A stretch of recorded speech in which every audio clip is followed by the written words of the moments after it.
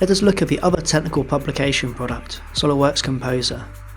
This is a product that has great collaboration with your CAD inside SOLIDWORKS, allowing the inevitable design changes in your CAD to be seamlessly brought through to your build manuals or user guides in SOLIDWORKS Composer.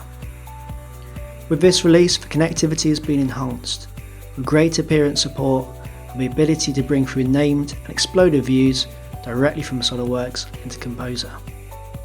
Apart from alleviating the need for recreating these views, it also makes it quick and easy to create custom exploded animation in Composer.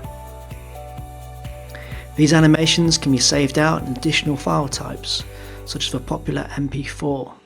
This creates animations that are a fraction of the size when compared with 2019's only option, ABI. Besides animations, Composer 2020 now provides the options to publish a 360-degree view of your model with a series of raster or vector images. This makes it faster than ever to publish images where multiple view angles are needed, and for design review meetings and to share different aspects of the design.